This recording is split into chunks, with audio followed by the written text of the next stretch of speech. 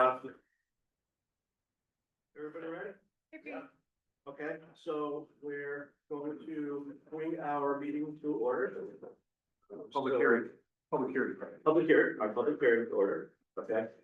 So we are at application number 25.2 ZBA, Stephen Rockefeller seeking a variance.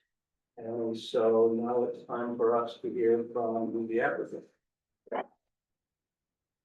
Go ahead. Shall I take it over? Okay, wonderful. My name is Lori Reiser. I'm from Kahan Prince Capicella. I'm a land use attorney. I'm representing Stephen Rockefeller. And I have Andrew Bushnell, who prepared the plans, here with us as well.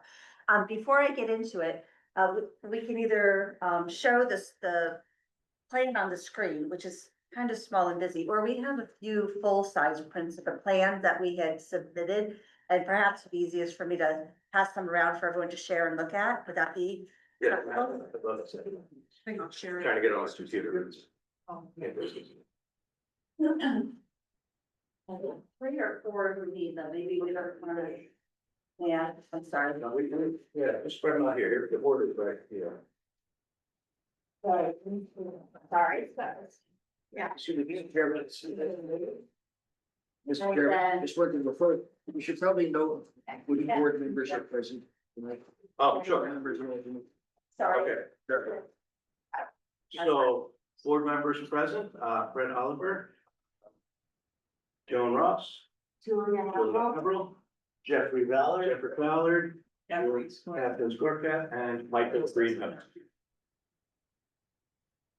Pardon? Then pass the other ones already. Oh, okay, so we have four regular and two alternates.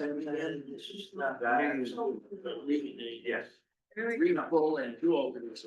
So at this time, all board members can ask a question.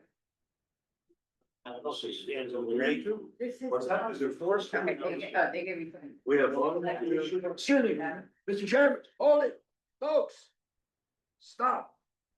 One person at a time, this meeting's being recorded. We have four regular members, no, three regular members, me, Julia, and Kathy. Okay, and there are, two alternates, correct? Three of them. Sorry, what are you, Jeff? I'm an alternate. Okay, so then we. I'm not an alternate. Oh, okay, I'm sorry, so Michael was a regular, we have new people, so I don't. Okay, that's all right. So what did the FM count be? We have how many full members? Four. Four and Two alternates. two alternates, okay, thank you. That's all right, got some new members on board, so it's. So now that you have the plan in front of you, I'd like to just walk you through it and orientate you as to where we are and talk about what the proposal involves. So my client is the owner of 45 and 47 Lakeside Drive, and you can see that on the plan. 45 is the lot on the left, and 47 is the lot that's more long and rectangular on the right. They're on in between Lakeside Drive and Andover Lake. And they are both separate lots at this point. And there's an existing house on each of the lots at this point.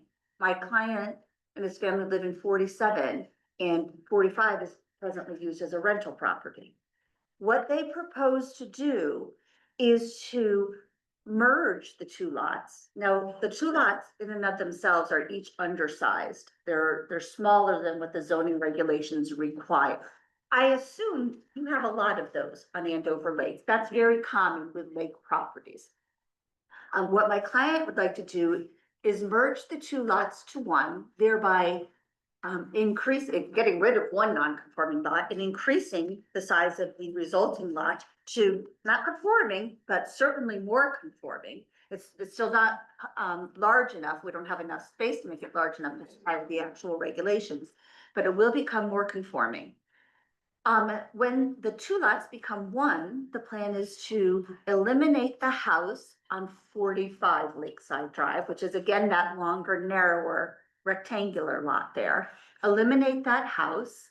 And along with that, the walkways will be eliminated. And my client would like to add an addition to the house that he and his family lives in.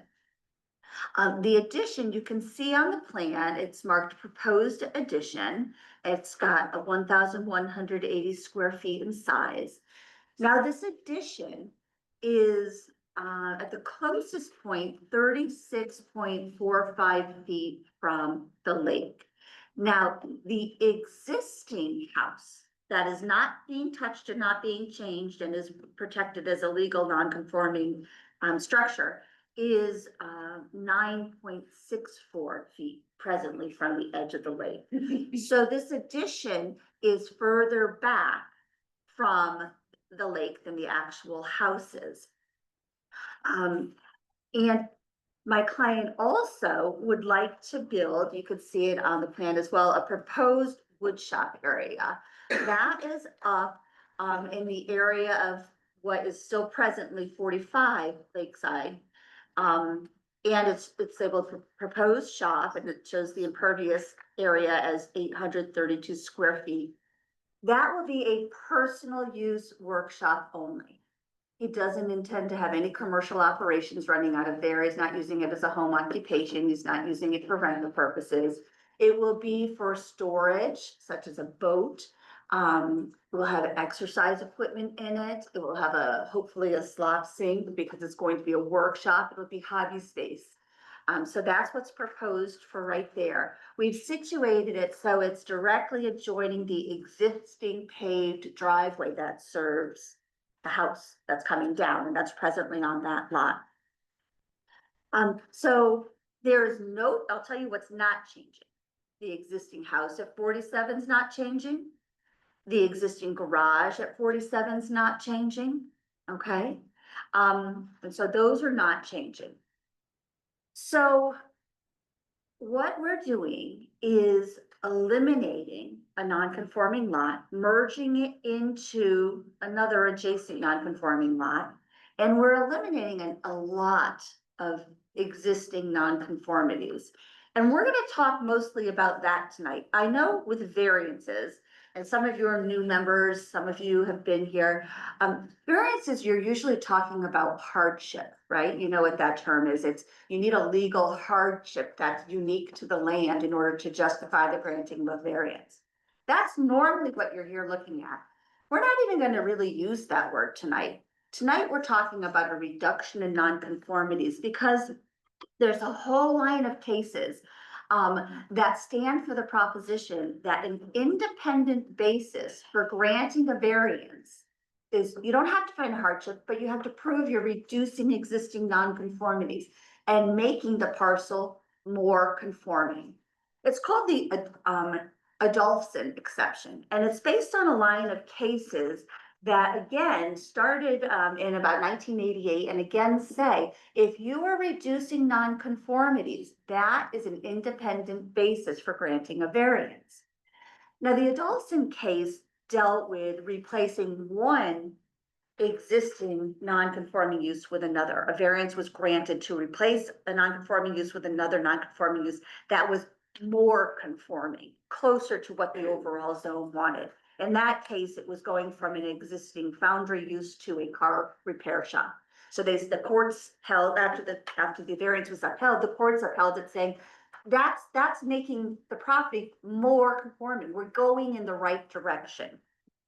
So sometimes this line of cases stand for replacing one non-conforming use with another. It's also used extensively to support the granting of variances of your bulk area regulations, your setbacks. So if you are changing a property and you are, if you have an existing property and you're doing something that's still not quite conforming, but let's say you're moving a structure, you're renovating a structure, and you're making it, instead of 10 feet from the side yard, you're making it 15 feet. And let's say there's a 20 side yard. That is reducing a setback nonconformity. Again, the Adolphson cases and a whole line of cases that follow support that. Again, it's a reduction in nonconformity, whether it be with regard to a setback or a use, and it's an independent ground for granting the variances. I have a number of cases, and I don't want to bog you down with case sites and case details, but I can certainly provide you information if you want. But there are a number of cases that support the granting of a variance when you are consolidating non-conforming lots to support a development.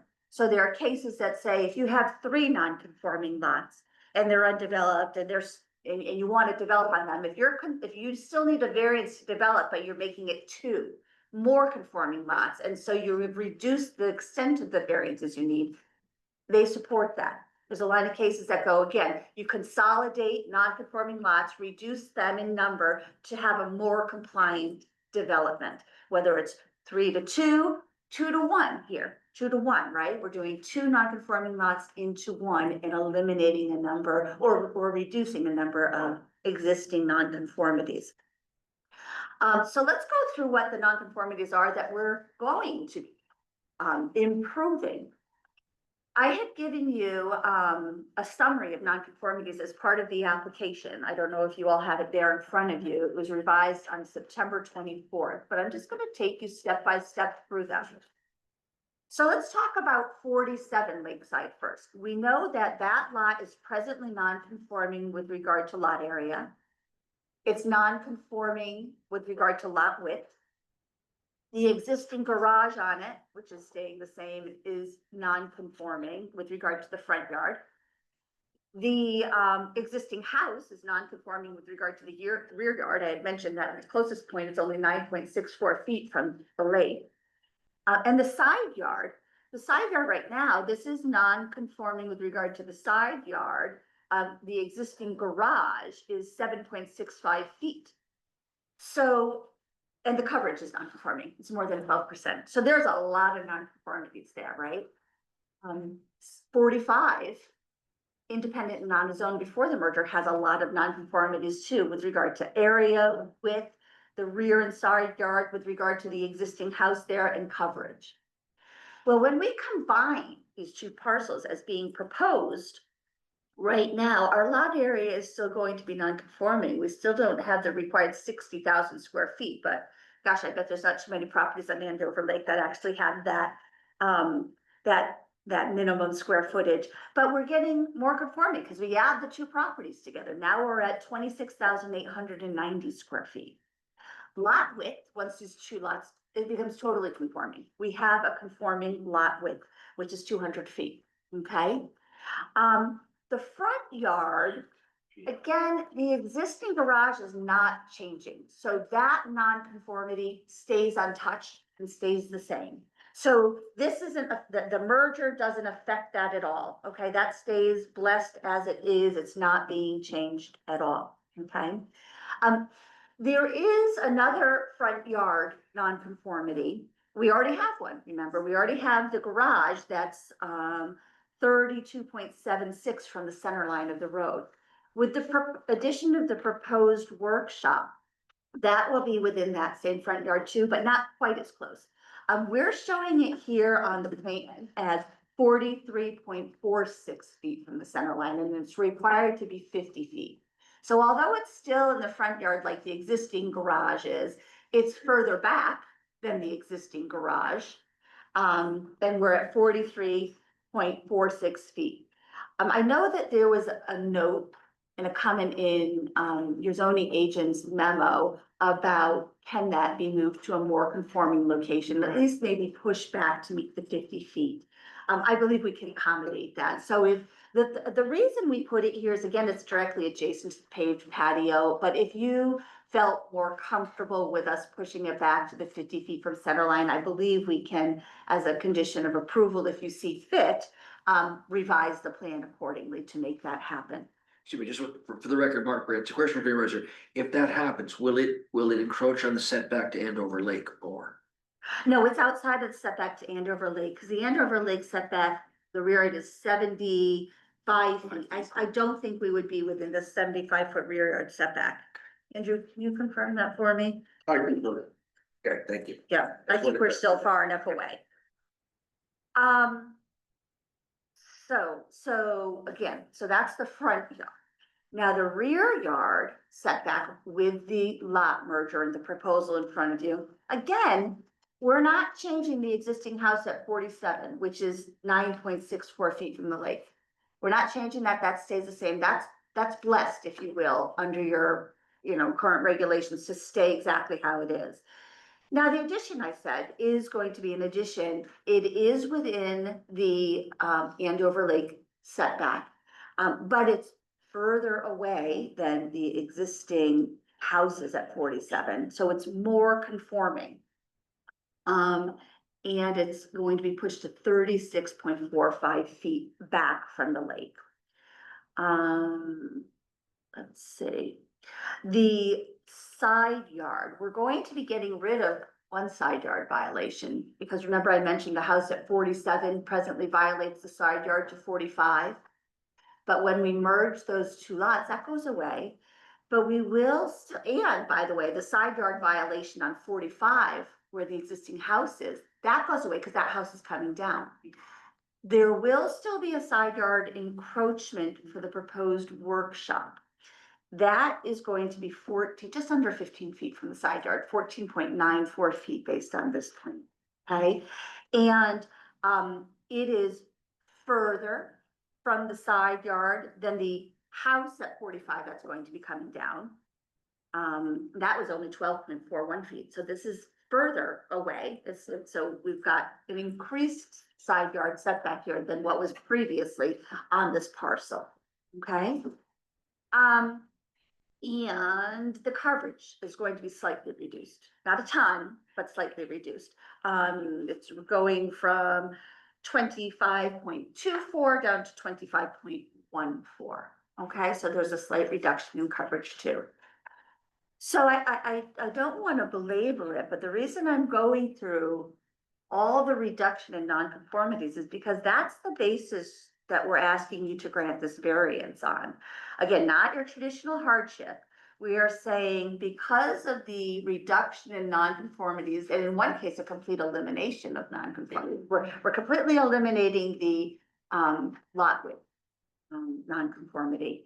And I guess if you say we're completely eliminating some nonconformities with regard to 45, because now all that's being subsumed into 47. That is our basis for requesting this variance. And I think that there's extensive case law that gives you discretion to review those reductions and use that as a basis for a decision.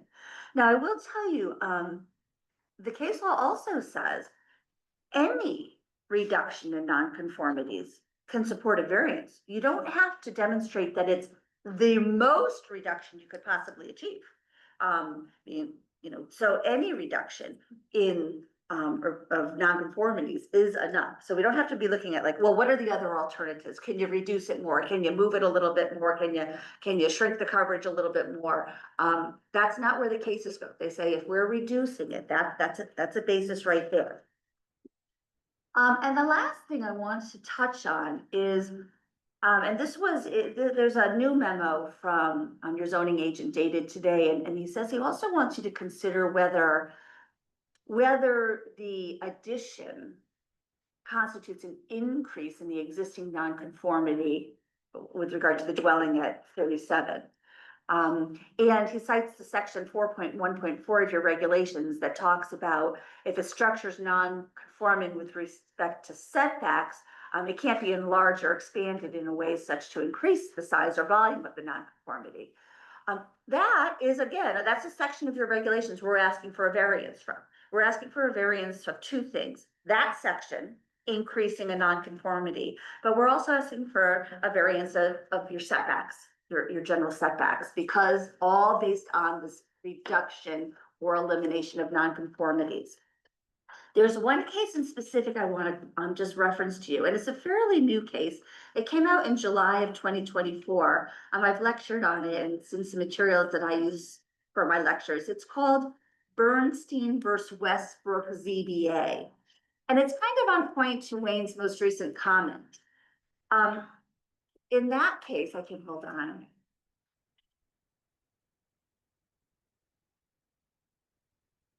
Sorry. That's fine, that's fine. In that case, a variance was upheld where an existing side yard nonconformity was reduced. So here we're talking about, so we had a side yard nonconformity. What they wanted to do in that case was do an addition. They were expanding the structure within the side yard, but no closer to the actual lot line. Okay, so let's say the setback was, let's say they were 10 feet from the lot line. They were expanding within the setback, but no closer than what had already existed to the lot line. Kind of what I'm talking about here. And the court evaluated strictly the distance between the structure and the side property line, rather than the volume of the overall structure within that area. So again, on the concept of an addition being added, so the volume of intrusion, if you will, in the setback increased, but the overall setback didn't increase. And the court held there that even though the volume of the structure in the area would increase from what it had been, the overall distance to the side property line was being reduced. Again, your reduction in nonconformity, and there they upheld the granting of the variance. Again, that was out of Westbrook in 2024. So I think there's extensive case law to support what we're asking of you. I'm hoping that I've presented all of that in an understandable manner. If you have any questions regarding the improvements, uses of it, locations of it, the law, please feel free to ask me and we can entertain those now. Mr. Chairman, oh, sorry, go ahead. Okay, so I have some questions. I can say one thing. Or just Attorney Reiser finishes her presentation. Would you also discuss with the board the harmony requirement that's an element of variances? In harmony with the comprehensive plan? Yes, I will. So variances, as your town attorney is talking about, variances are typically you would need a hardship. And you would also need to prove that they're in harmony with the overall comprehensive plan. Comprehensive plan isn't your plan of conservation and development. It's what's the layout, what's the pattern of development that's happening in the surrounding area. And again, we're away from hardship now. We're talking about reduction in nonconformities, but the element of conformity with your comprehensive plan is still something to be considered. So you want to look at what's happening here as it relates to what the development is like in the surrounding area. Okay, what do the other properties in the surrounding area look like? Well, we know most of the properties are undersized, right? This is up in Andover Lake. Most of them are undersized and non-conforming with regard to size. That probably also then is non-conforming with regard to lot width. That's also probably non-conforming with regard to lake setbacks. Maybe front road set, from the center line of the road and side yard setbacks. I can't tell you what all of the exact setback nonconformities might be on the surrounding property, but I bet you see them often. I bet you see people coming in here often to talk about that. And I'm sure there's been a number of variances that have been granted or existing nonconformities that exist in the Andover Lake area. And based on that and how this property works itself into the overall pattern of development up at the lake, we don't think there's anything that's being done here that is out of keeping with what's happening up at the lake. So based on that, I think you can find that the request is consistent with the comprehensive plan. It's consistent with the pattern of development you see up there. Did that fairly answer your question? If you don't, sure. What's gonna go eventually, so. So I'm not a lawyer. I have a little, the required training to be in this position. But I have a case that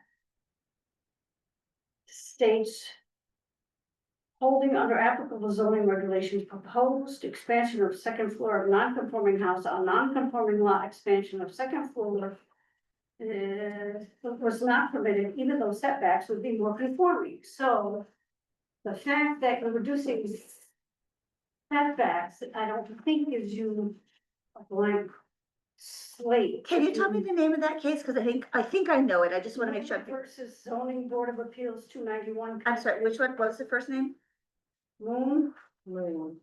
That sounds familiar to me.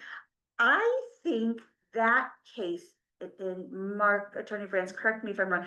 I think that case, when it talked about even though it was a reduction, it wasn't less offensive.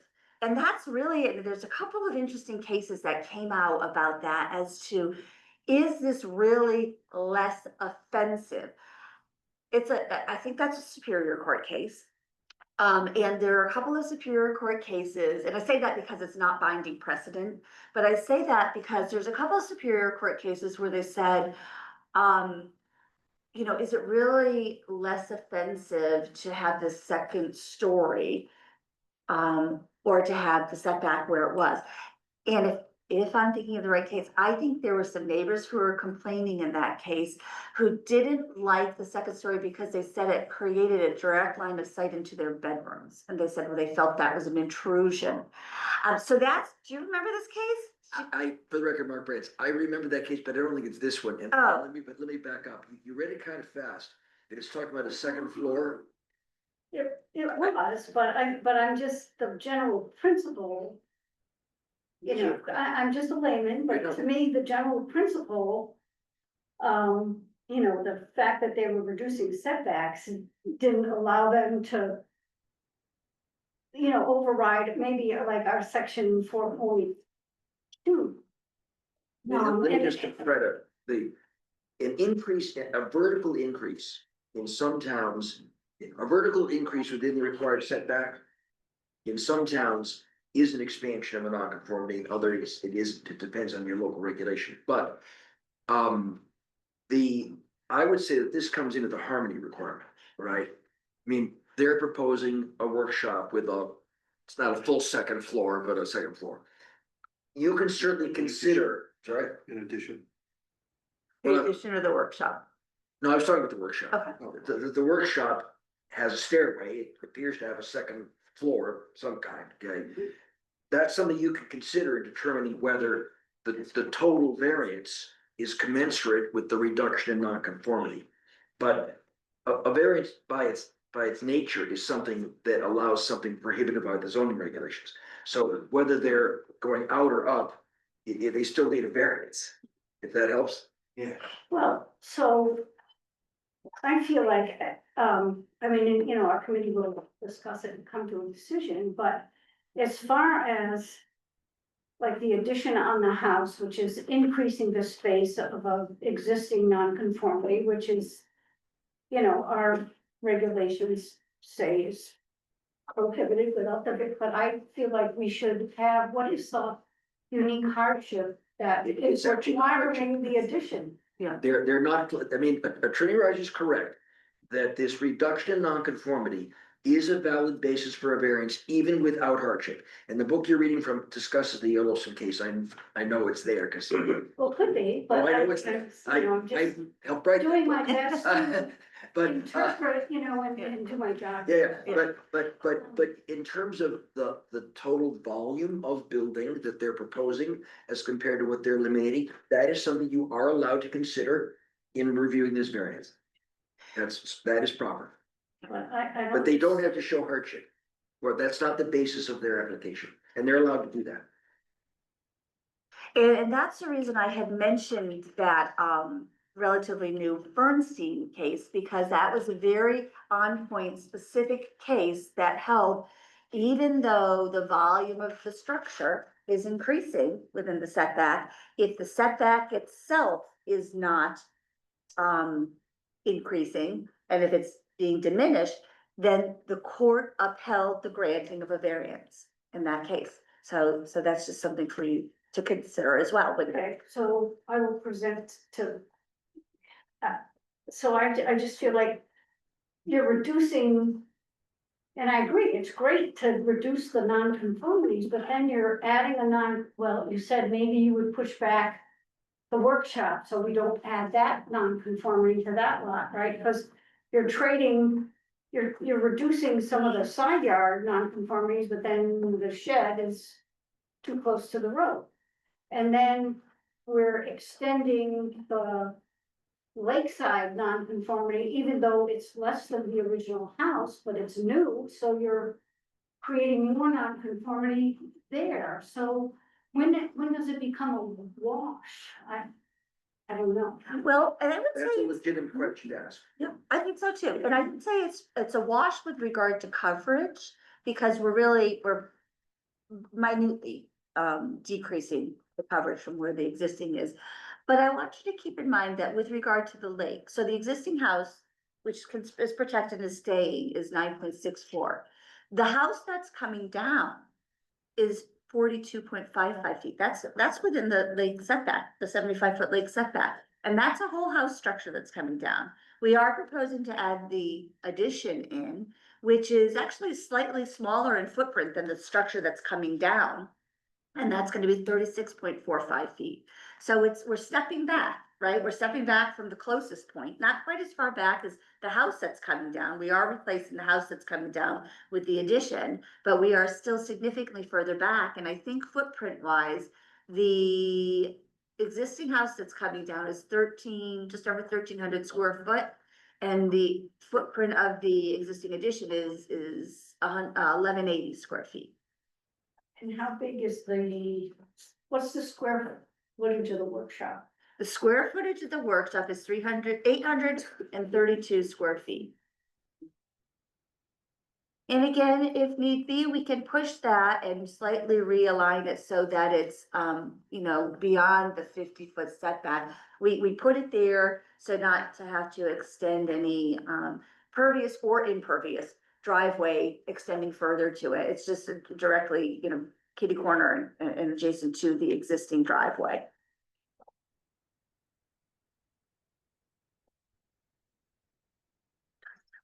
The septic thing. Can I just ask? Sure, go on. Hi, I'm very new here, also not an attorney, was just wondering, Yeah. the Adolphson case. Mhm. It appears that the court upheld it because it, had an overall reduction of nonconformity, so like, there must have been like a scorecard kind of type deal, so I think that's what, I'm sorry. I think that might be what you're touching on, I'm is, sorry. is like, how can we score the overall reduction of nonconformity versus what is being also then replaced with new nonconformity? And that's what I tried to lay out for you with the summary of nonconformities, to show you the situations where, I could clearly know this is being eliminated with a lot, but like there's 1, 2, 3, 4, 5 nonconformities being eliminated with the lot merger because they all relate to the house at 45 in that lot. And then when I did the combined parcels, and I took you through, okay, the lot area is more conforming. The lot width now is totally conforming.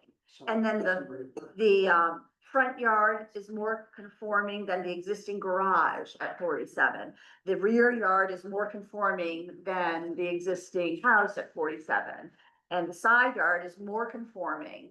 The side yard for the shed, the woodshed, is more conforming than the house that's being taken down. So that's further back than what's an existing, condition right now. So I tried to lay it out kind of as a scorecard, so you could balance it all out and say, as long as we're not creating nonconformities that didn't exist, which I don't believe we are, because so many nonconformities existed, right?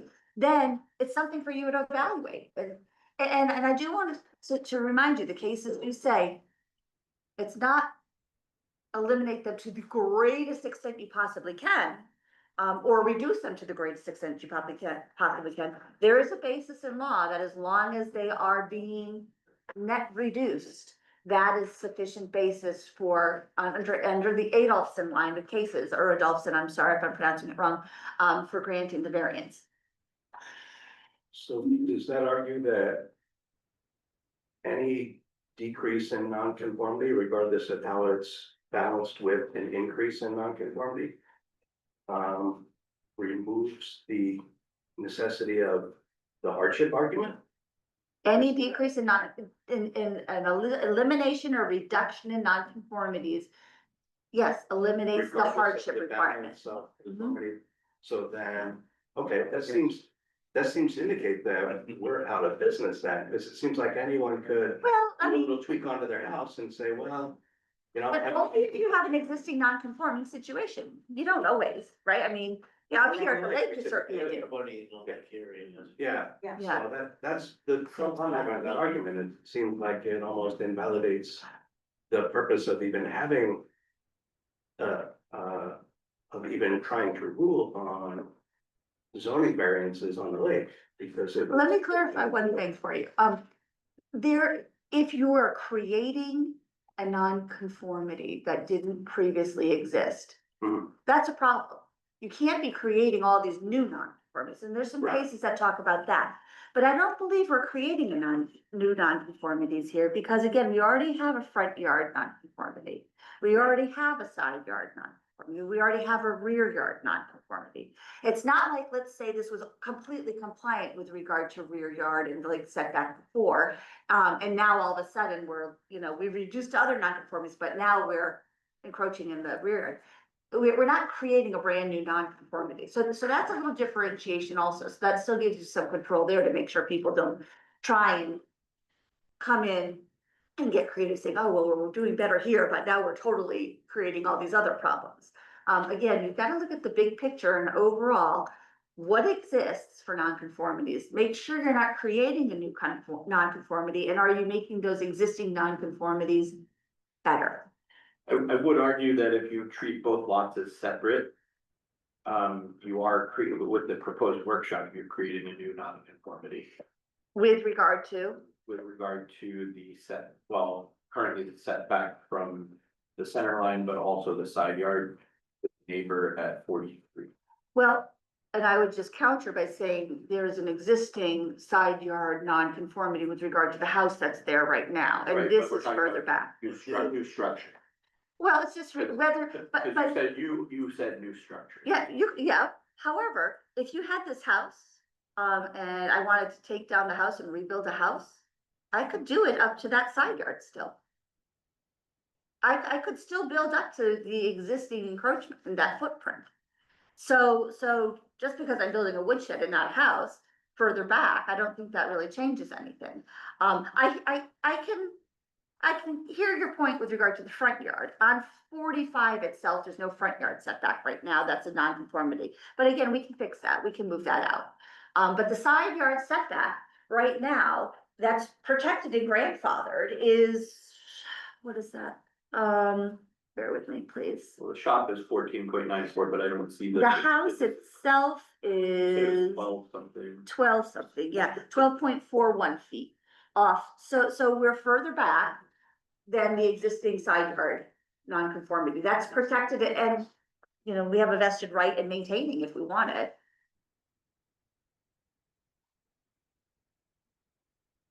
So by how much so, and I know you went through this and I. Yeah, wrote something down. that's okay. The proposed addition on 247, Mhm. how much does that encroach into any setbacks? That the only setback it encroaches into is the rear yard setback. And then that's a 75-foot setback from the lake. And the closest point, the closest corner of the addition is 36.45 feet. And it's kind of on an angle, so the furthest point is 49.47 feet. So it's supposed to be 75 Yeah. and you're asking for roughly 50. Between 36 and 50, whereas again, the existing house, which is protected.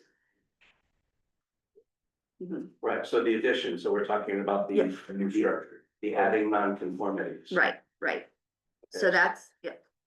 So it varies between 36 and 50. So how would this play out if there was no addition and no garage, no new building? How would that play out in terms of? Well, my client wouldn't be merging the two lots and losing a rental income Right. to not have that. They would just stay status quo then. And you'd have two existing non-conforming lots that are vastly undersized and vastly non-conforming, more so than this plan proposes. I mean, I do believe, with all sincerity, going from the current condition with two houses on small lots and the existing setback encroachments to one house, a bit bigger now, but with the associated setback encroachments, it's an overall more conforming lots, you're further from the required property lines.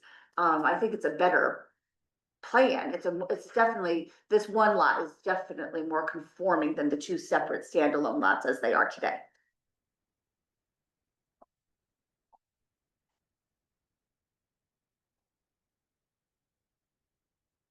I have a question. I'm trying to wrap my head around this. This is my first time here.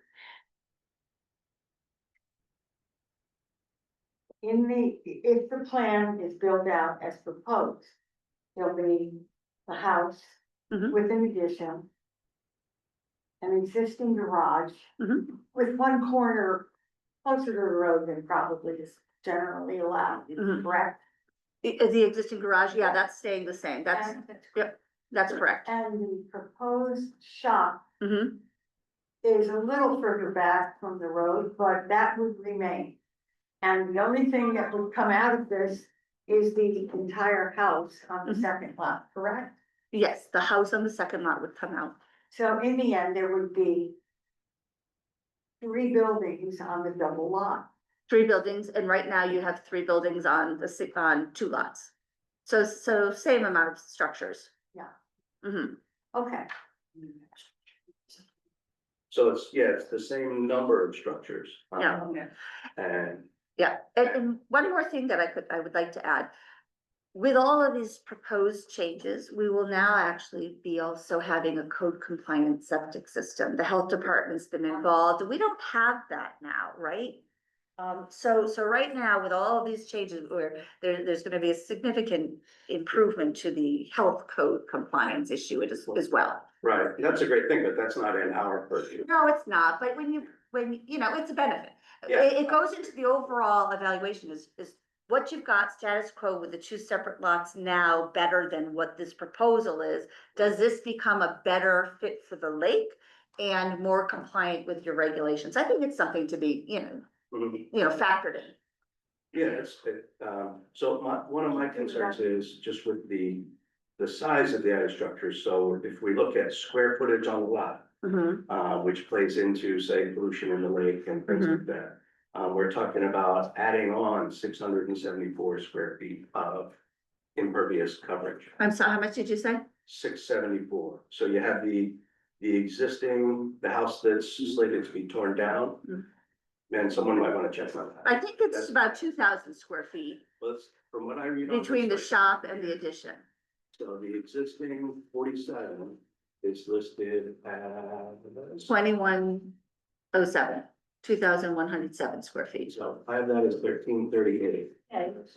What It says the existing house, 47 Lakeside. Oh, that's 45, 40, yes, sorry, 45. 45, It's gonna be torn down. yeah. So that's Yeah. 1338, Yeah. according to this, okay? And then we're talking, so that's removing impervious coverage. Mhm, And then we're talking adding on 832 for the workshop mhm, and 1180 for the addition. mhm. So that gives us a minus of 1338 and a positive of 2012. Right, so that's an overall increase in impervious surface. But there's actually some removal of driveway, walkway and other impervious areas. So that's how we were able to get to the overall reduction in coverage. Andrew, you wanted to take them through what else is coming out for impervious? Right, Services. I'm Andrew Bushnell with Bushnell Associates, the paved driveway is currently there now, 45 is gonna be taken out and replaced with permeable, pavers. Okay, And then there's that brick walkway, from the 45 to the existing driveway, that's gonna be eliminated. That was, even though it's brick, wasn't constructed as a pervious brick, surface, so okay, that's impervious, so that's being taken away.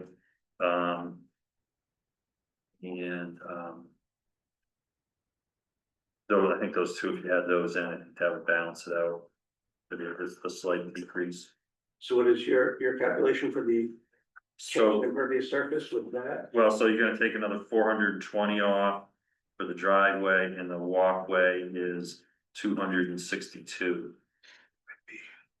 Okay, so you're talking an increase of 262. No, No. you're taking off 262, a reduction of 262 square feet of impervious area for that walkway. And then a reduction of 420 square feet of impervious because of the change in the paved driveway to impervious, to impervious pavement. Okay, So that's another 682 square feet of impervious area. There must be more though, because we are going from, oh, maybe it's just a factor of the size. I was gonna say, because we're going from 25.24 down to 25.14, but we Yeah. also got a larger lot size, so I take that, strike that. Yeah, okay.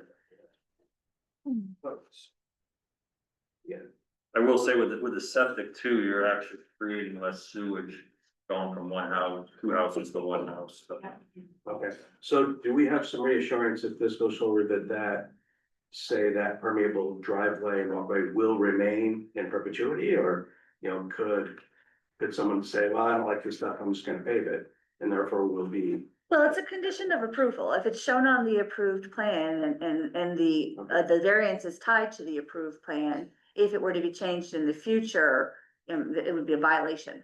So there would be zoning enforcement action. Okay, because I don't think it's within the town zoning laws right now, I know in some coastal areas they require impervious driveway for new construction and stuff. No, there's no Andover requirement, doesn't do but that. later on, Mhm. should the board approve the variance, then as far as the zoning permit process, we have to go through the nutrient allocation plan. Right. And stuff like that. Okay, But that's not for, the way I understand it, that's not for this body to That's part of the zoning That's what- permit approval. zoning permit approval. Mr. Chairman, if I may, for record remembrance, I have a question. The new workshop, I see that it has a bathroom on the floor plan. I assume it's gonna be tied into the septic system? It will be tied into the septic system, but we've just been advised by the health department that they won't allow us to have a full bathroom there. So that was probably gonna end up having to be changed to just being a slop sink. Right, and there's no floor plan for the second floor. Oh, you know what, we haven't handed this out yet. Can I just hand out real quick, these are full-size floor plans for repainting again, the reduced size. Here. I'll probably make it a little bit easier to, oh, you've got one there, and then here's one, these are the floor plans and renderings of both the addition and the workshop. If you go to the last page, that'll give you the outline for the workshop, I believe. The workshop at the very end, but look to that.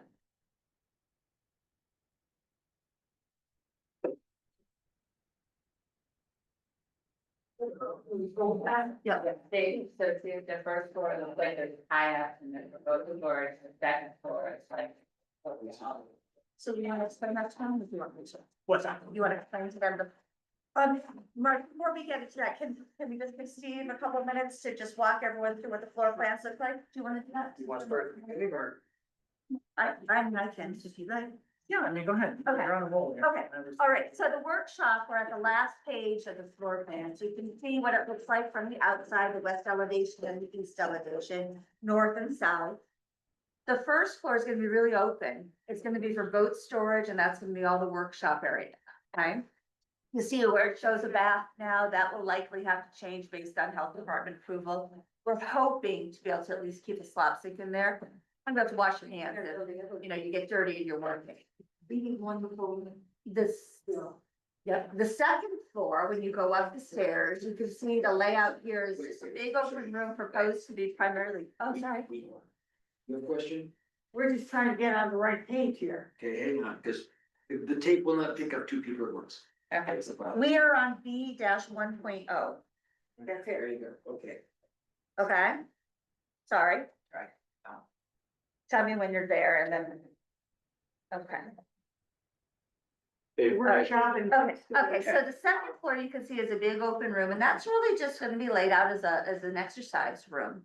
So it's kind of just an open area. Now, and I know there's some sensitivity as to, having, whether it's an ADU or an unpermitted, um, VRBO kind of place, short-term rental there. If my client wanted to rent this out, we wouldn't be knocking down the rental property we had right now. We have no intentions of using this as a dwelling unit. It's really storage, it's personal hobby and workshop space. Again, if he wanted to continue to be renting out a lakeside property, he would leave things the way things are and keep the house, because he does have a full house on 45 right now for that. So, Well, is that another thing that if this goes forward would be ensconced into the zoning on the property? So, So so if this goes forward, would that be written into the property rules that say this you could workshop make that building a should not condition be of your turned variance, into a yes. dwelling unit? Condition of variance. Okay. again, tie it to your approval specifically to this plan, which doesn't show any dwelling space in there. And the draft motion that Mr. Kasich and I worked on this afternoon already has some language of that kind, but we can amplify that if that's the direction you go.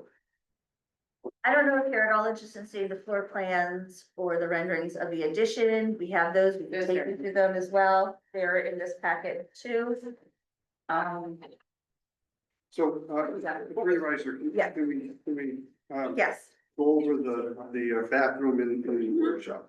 All right, so you said that, Eastern Highlands Health District, wasn't gonna permit the connection to septic?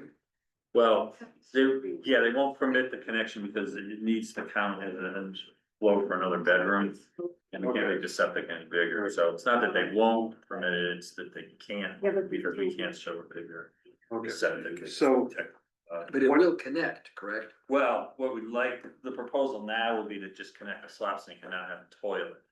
And see where that goes, just have a sink in there, but no toilet, but you don't know that that's going to be allowed either. not 100%, no. so we will have to obviously modify the interior sanitary facilities to comply with whatever the health code ultimately will allow us to do. I don't expect that to change, though, the location of the improvements on the property, so we don't think it would necessarily impact the variance application before the board.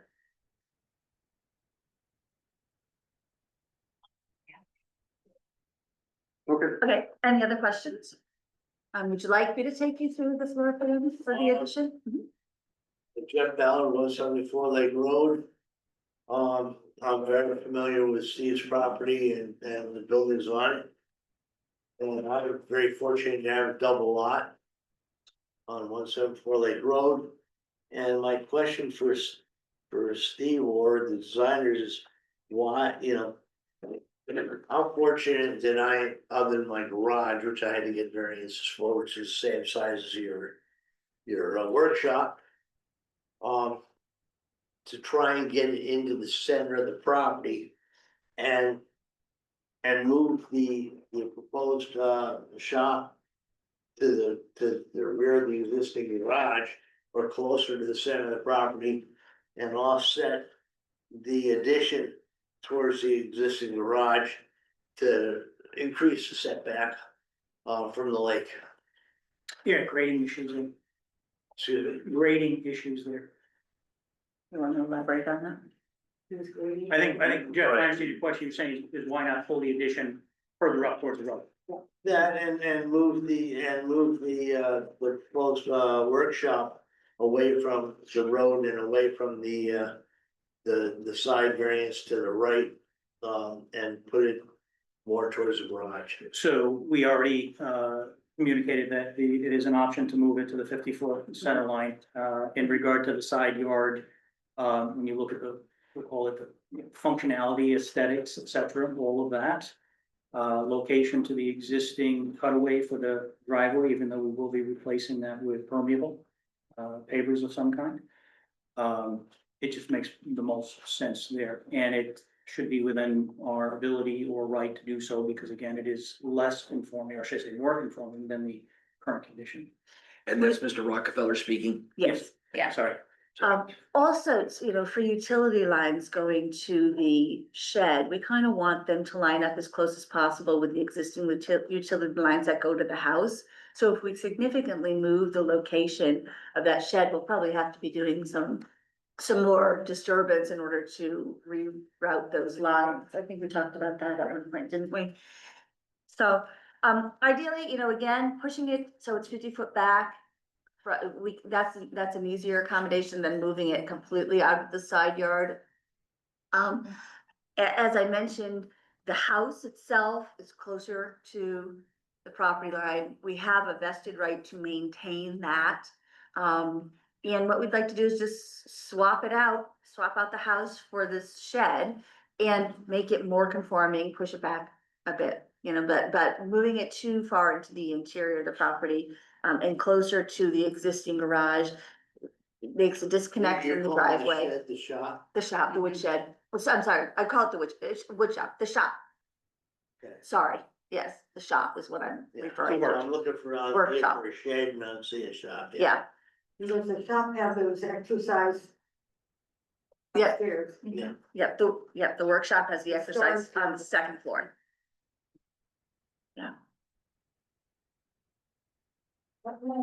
Wayne, can we ask you some questions?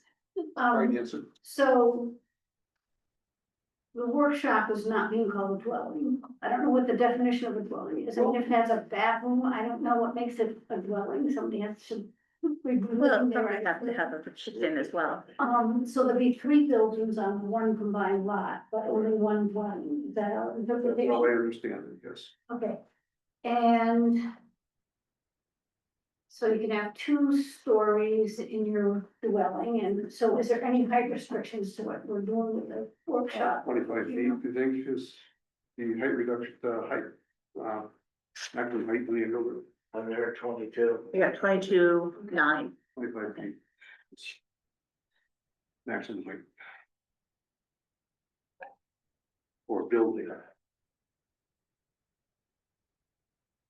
And we are, so, I'm trying to remember the numbers before, but in terms of allowable lot coverage.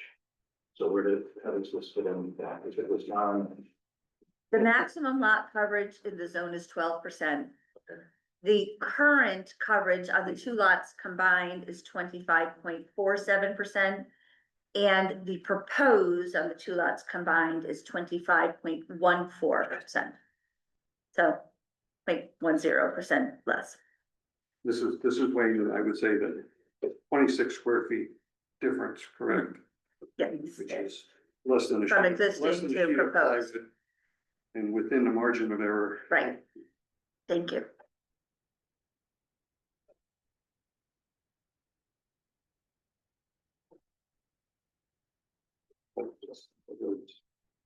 Okay, I just have I guess it's for one of the attorneys, according to the interpretation of the Edopson, which I haven't known of before. And I don't think any of us heard of that case before. Any increase in nonconformity, regardless of how it's balanced by any increase in nonconformity, means that there is no consideration of hardship. Is that? That is correct, right? But what I don't want to influence the board's decision, it's not my place, right? But a reduction in nonconformity, as Attorney Reiser has said, is grounds for the granting of a variance. Doesn't mean you have to grant the variance. You still have the harmony requirement.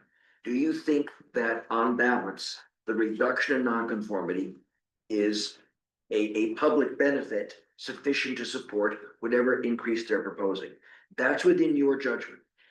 But so Attorney Reiser is absolutely correct. A reduction in nonconformity is a legal ground upon which you may grant a variance without any hardship.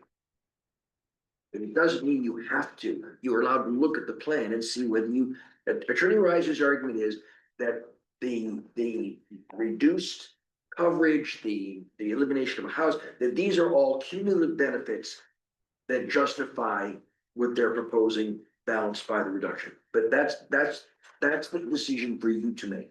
Just to clarify, you said any reduction, I think the way Adolphson put it was an overall reduction.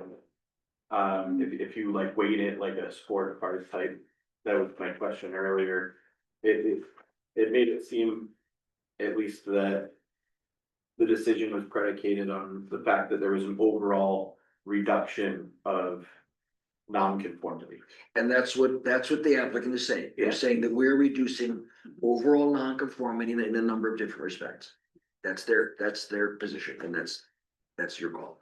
So does this mean that the CDA is no longer allowed to rule based on hardship because there's no hardship? That's still a valid basis. So could this board, for example, say, no hardship, therefore, That's not the base they're claiming though.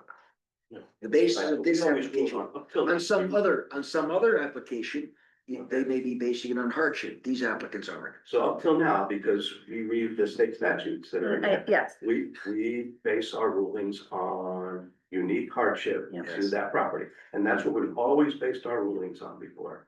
And now we have someone coming and saying, well, there's this case But there that is. says that.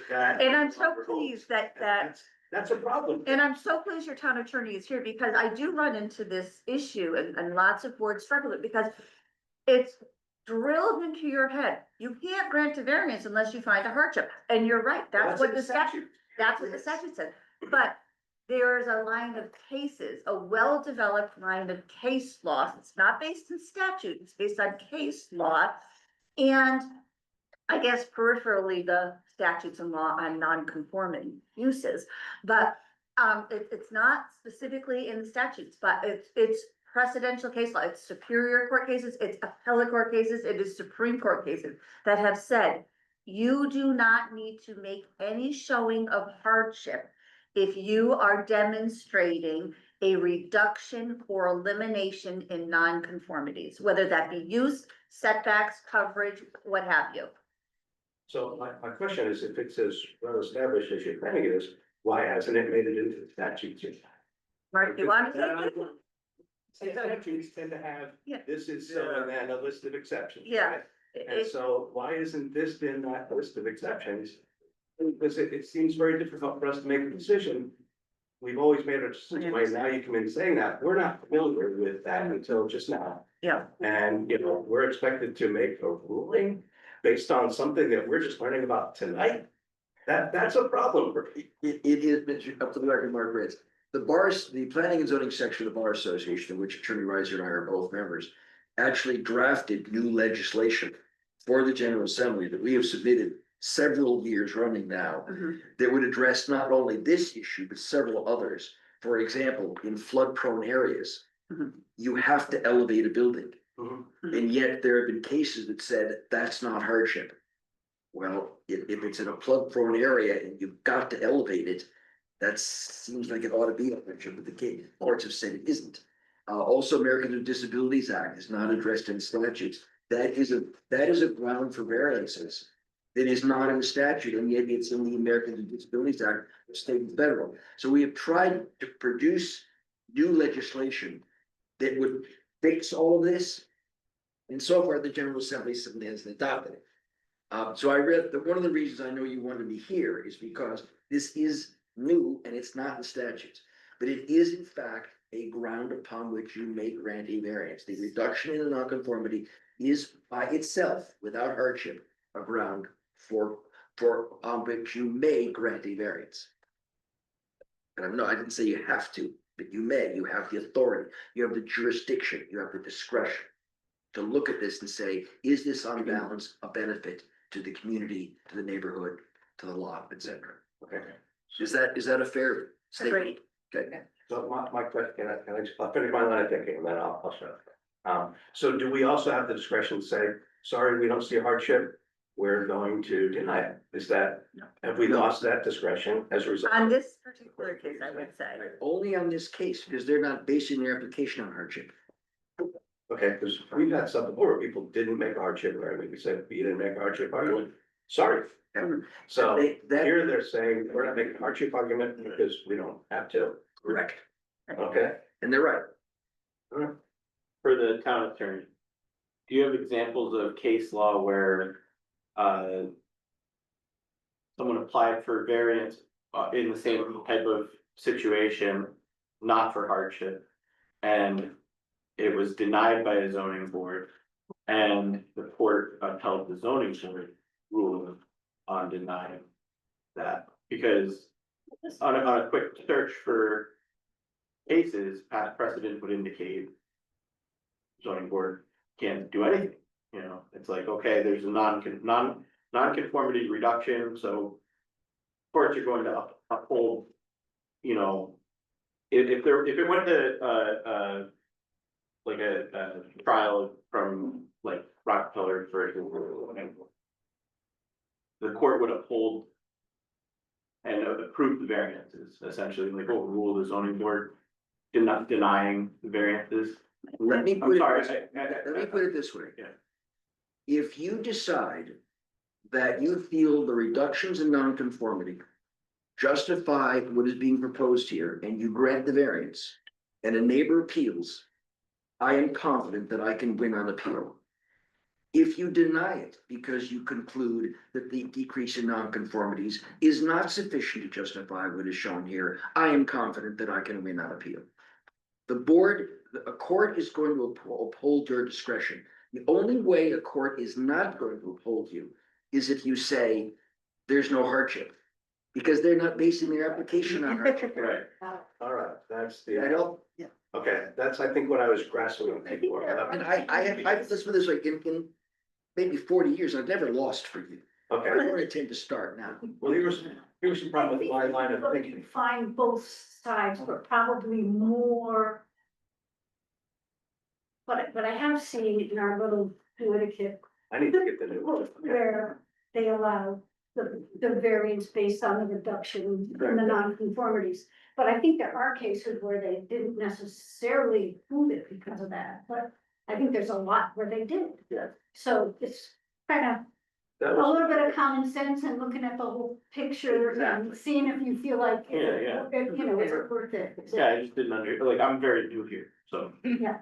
But, Well, I you know, I wanted to ask. well, and this way of looking at it is new, regardless of how long you've been. Right, this is a new thing. Anyway, for us in New England. And I'm glad to be here though. There's no doubt in my mind that what they're proposing is going to be an asset to the visual look of that lake property combined. Because it's not terribly attractive in the current, the way it's been developed. Removing this second house, and then you'll see just these small work shop. No, these are smaller than the house. That's what I'm leading up to, okay? You're gonna have a view from about here and around this way of a lot more of the lake. And for anybody looking at it, it's gonna look like a very attractive lake. Just Can't be- say that be- about Be all. sure not to get into deliberations yet. You're Okay. still in a public hearing. Yeah, That's my So opinion. we should I be think it's a addressing the, consensual approach. we should be addressing the applicant, Okay. and all right. that'll come. It'll Okay. come. And there is, and somebody up here on Zoom, I don't know, who, wanna make sure, who is that? It's Pete Turgeon, our neighbor. Oh, okay. Oh, okay, Yeah, okay, so he's with you he's guys, our neighbor. okay. Yeah. He's across the street from us. Okay. Does he wish to address the board? Well, yes, we can certainly say. He wants a public. Yes. Is this a good time? Yeah. Okay, hi, my name is Pete Turgeon. As Kimberly said, I've lived across the street from the Rockefellers for 35 years. And they are outstanding neighbors, not just because they're wonderful people, but because everything they have done with their property over the 35 years has been a positive impact to not just the lake, but to our street. So anything that they have done in the past, including this right now, they've always talked to their neighbors about first. Steve was over at my property, making sure that whatever they were proposing would not impact my view negatively of the lake.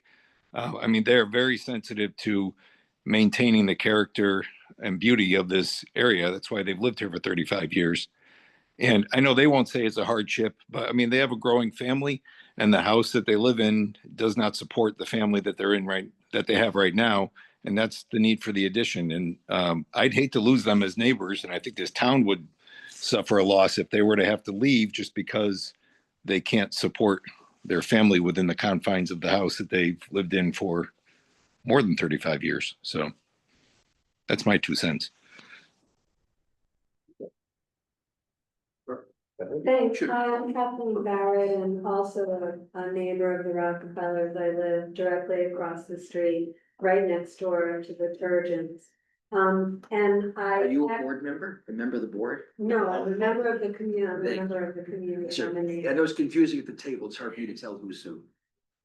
I came tonight to, say exactly what Pete said, and that is that the Rockefellers have been wonderful neighbors. Their property is meticulously maintained, beautifully maintained, and they always exhibited real care for, their neighbors, and for the appearance of their property. And so I know you have a lot to think about as you make a decision, but I hope that you'll consider that as well. Be glad to see them move forward as soon. So thank you. May I speak? Yes. I'm Wendy Bader. I'm also a neighbor of the Rockefellers and I'm totally fine with what they want to do.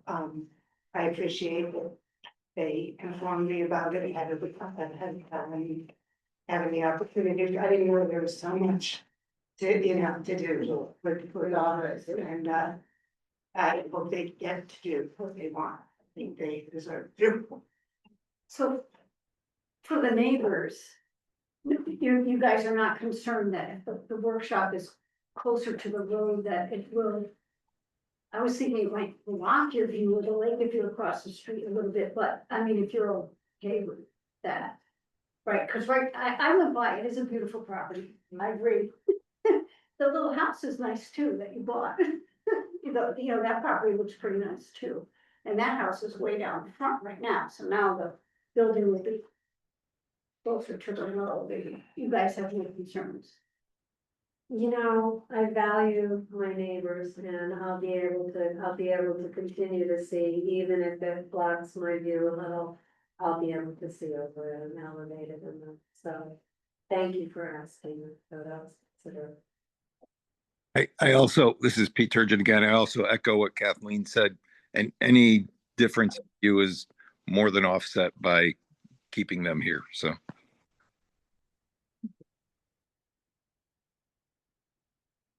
And I'm right on the lake, so I don't. Yeah. I don't have a problem. Are you on the, facing the lake, are you on the right side of them or the, yeah?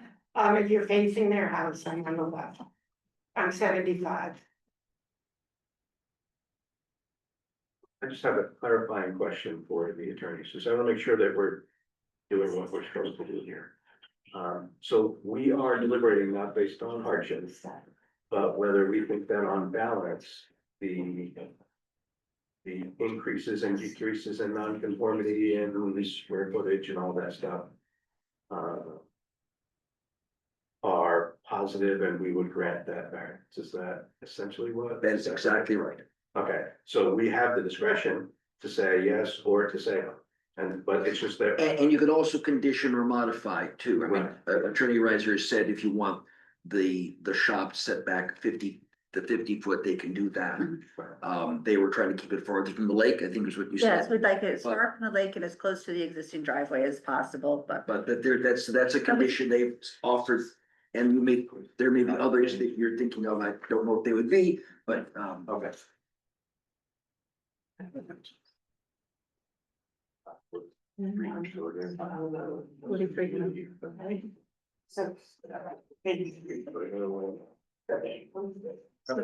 Read the small thing. Yeah, that's right.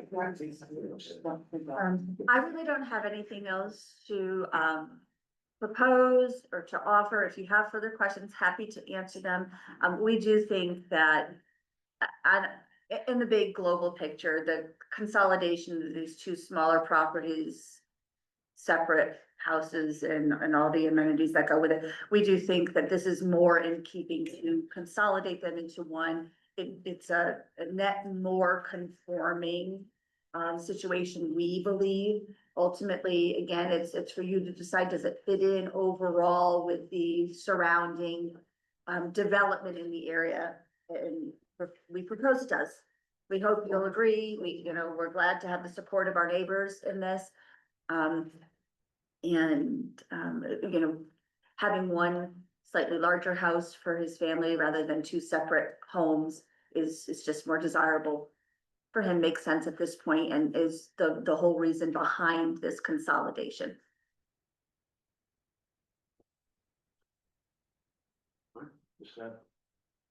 Yes, no further Anything else comment. Need to be heard?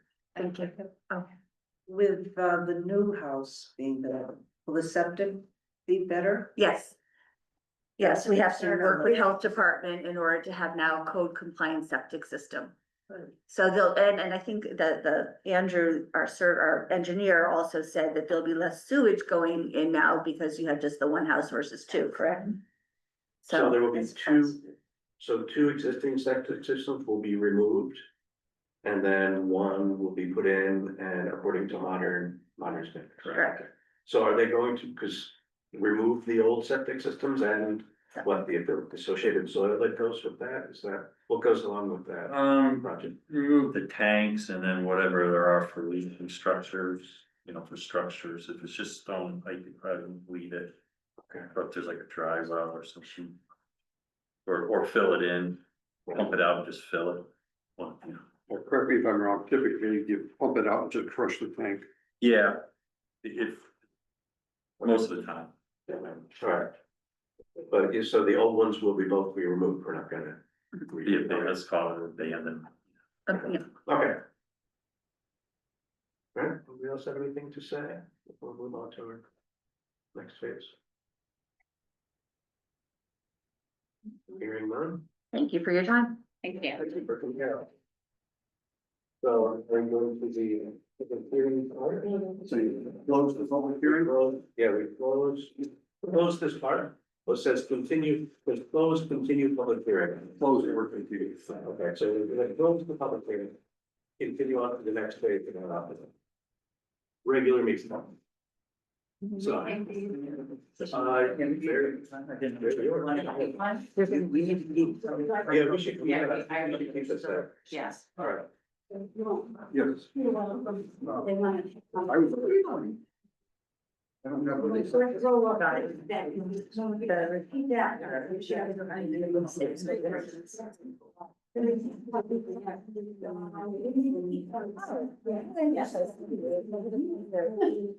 I got it. Oh, Peter brought it. I think they are. I'm like, where did this come from? It's like, my phone. It's together. It's falling around. Thank you so much. He doesn't like mine. It was just a, My kids did long stuff. okay, Well, so. He's wrong. I guess they can have that. I think they're.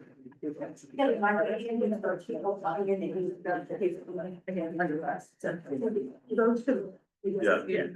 Nothing for two is better. I'm sorry.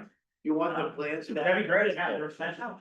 To keep me happy, keep some money. Yeah, whatever you want to keep look out, if you don't need it. They are gonna discuss it, so this. Just some different business items, which is what you have to serve.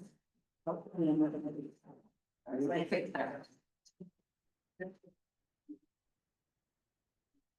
And you're driving me on my. I can drive it. Yeah, one of them. So don't bring it. Mr. Chair, I suggest a 5-minute break. That's a great idea.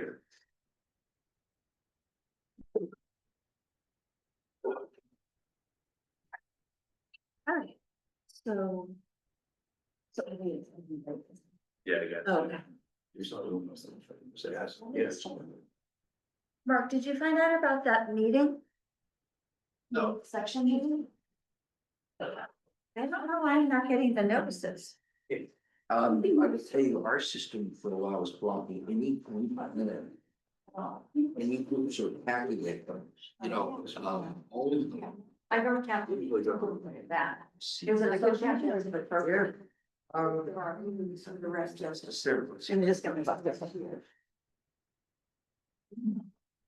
Three years show that it's got a change in staff. Yeah, right.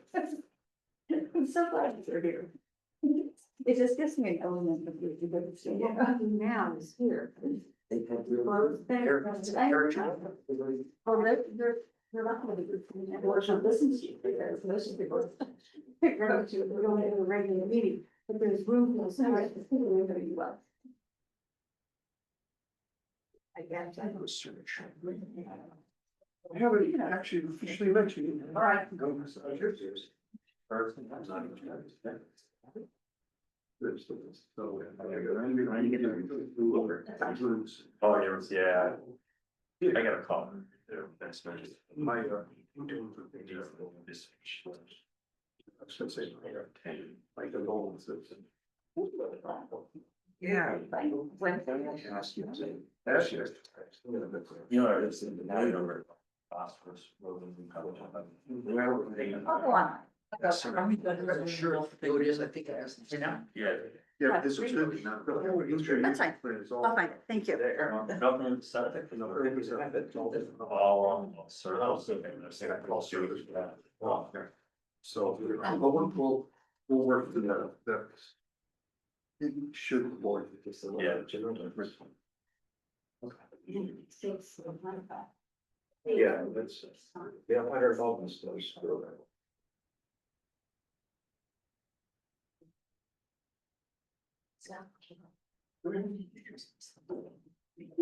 Two.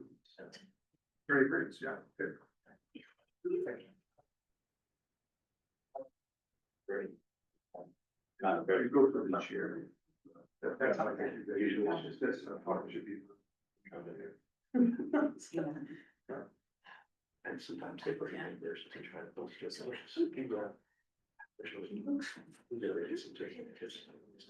You present the training, the results. Show us the shape. Yeah, these services. Yeah, he's not, but he's going on the non-conformity stuff. Yes. That's true. Yeah. That's true. That is it. Yeah. Because even. It doesn't.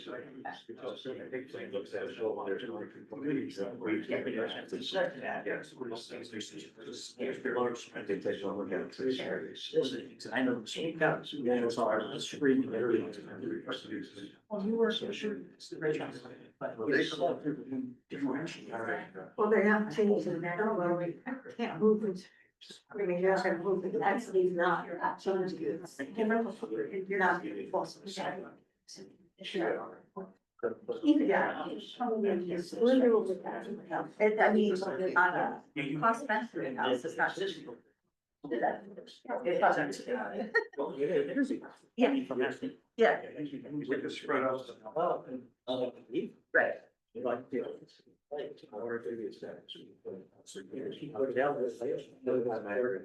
Mhm. Yeah. Yeah. That part is more. Is this mine or somebody else's? It's just how you fold. We just get on the house, this street, No? Not like that? Or do you, do you fold it like that? You could do that too, but I have that size. Let's go. No, I was especially going to use this. No, because you're waiting to attach to the house.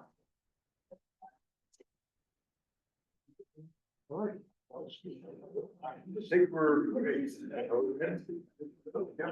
All right, so let's do our call to order. So we have our existing members, we have some new members.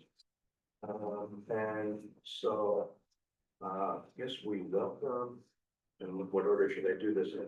So our new full-time member are Michael Greenhouse, okay, and Julia Havro.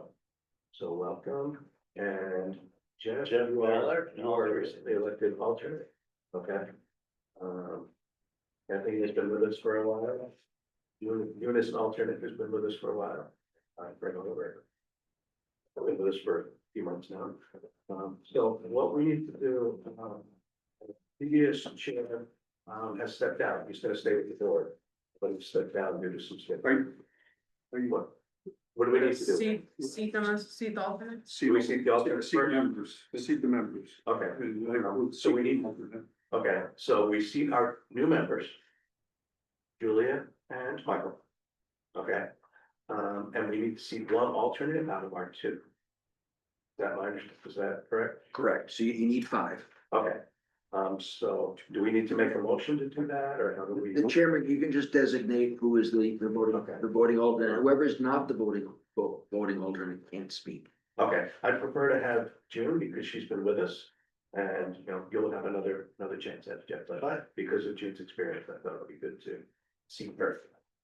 Okay, and And then we do have this gentleman, he's a full-time, yes, and I'm full-time. yes, so we see you and Mike, and we'll see Jeff, but not for tonight, I guess. I don't know how we work that. But we welcome you anyway. So for the record, the members, full-time members are Julia Haverl, Julia, HAVER, and Michael Green. Fred Oliver. That's So we're. John Ross. John Ross, John Ross. Stephen, an alternate seated. And Right next. Kathleen.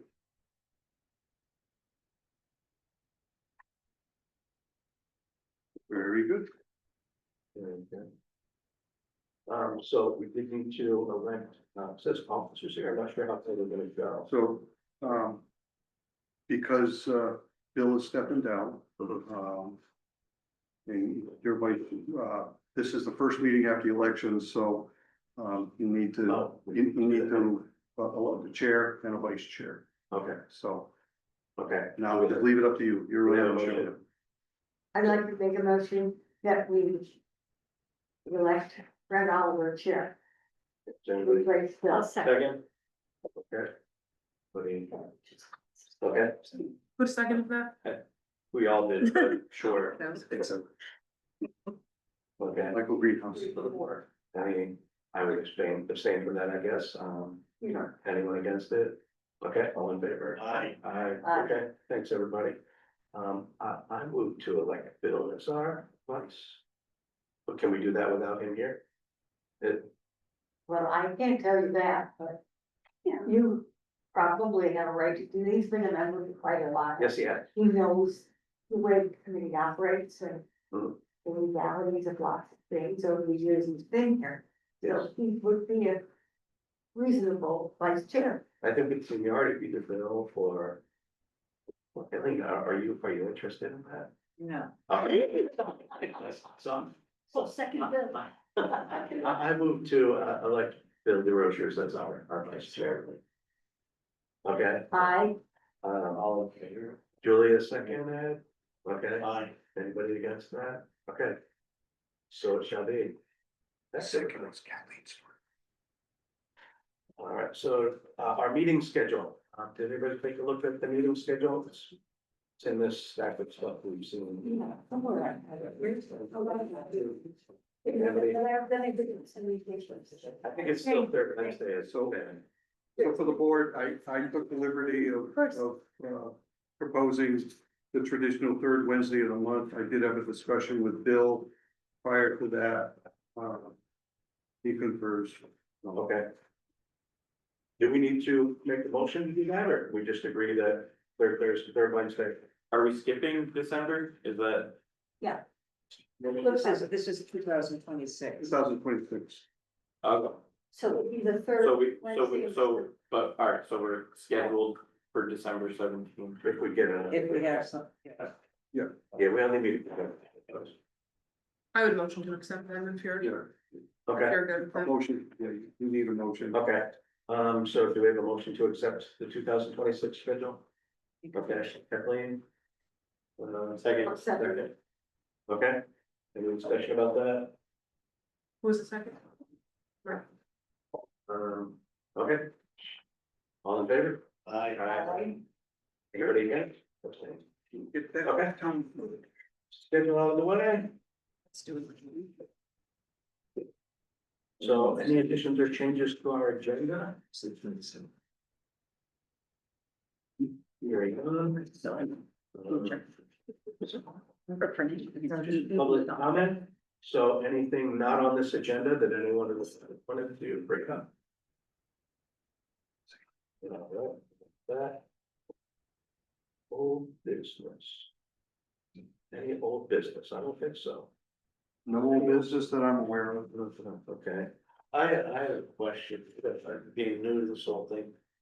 There was proposal for zone change, by Fish Farm, to do the farm, Mhm. yeah, venues or whatever happened. That's with the Planning and Zoning Commission. Okay, thank you. And they did adopt a new regulation. Right, a new regulation was adopted last night. Oh, Yes, yeah, no wonder we haven't heard. yeah, that to allow agribusiness, I'll call it generically agribusiness. I have yet, I have to do some things with that regulation well, okay. Ray So, France is gonna tell me what to do. so our new business is deliberating and acting on the application of Stephen Rockefeller seeking a variance. Applicant is seeking relief from sections 11.2 and 4.1.4 of the Andover zoning regulations. To merge lots within the Andover Lake District at 45 and 47 Lakeside Drive. Demolish an existing residence at 45 Lakeside Drive. Construct an addition to 47 Lakeside Drive and construct a workshop. The overall proposal intends to decrease rear yard and side yard nonconformities that currently exist. It will also require front yard and side yard variances for a proposed workshop. So, now's our time to deliberate. And so Jeff, sorry, you're not gonna be included in this, but you're welcome to. I can speak, correct? I just can't vote. If he's not seated, no. No. So just listen in, I guess, or go home, whatever you want to Town lawyer, I'm sorry, but. I'm sorry, that's quite all right. My name is Mark, M-A-R-K. The last name is B-R-A-N-S-E, Brains. So you're very familiar from the videos in my. Nice to meet you. I mean, that book, I've pretty been involved in that. I do a lot of teaching stuff. Yeah, you've probably seen me at the clear videos and stuff. Yeah, I think I've been your attorney since 1984. I had a little gap in there, but I don't know if I've represented your land use stuff or over a long time. Well, thank you for your. It was a very good year for me. Sorry, 84. 84. Okay, so, discussion and deliberation about this application. Got some thoughts they want to share with us. So I'm Sure. kind of coming around because I think the whole picture. It's making some things a little less egregious. I would like to see the workshop pushed back though, instead of adding. To me, that's adding non-conforming that really isn't there right now. So I would like to stop that from happening, but I think. And it's probably, it doesn't have a lot to do with this committee, but I think the overall. Having one family on the two lots is probably gonna be better for the lake and the property, That is relevant. so. That is something you can consider. Yeah, so I'm leaning forward if they'll move the workshop back. Why do you wanna move the workshop back? Because it's it's a non-conforming that they're gonna add, if they put it as close to the road as they have on there. I mean, they're saying the other garage is already even closer, but that's no reason to put a new building in a spot where it maybe doesn't have to be and non-conform on that boundary. When they agreed, they could move it back a little bit and be within our regulations right now.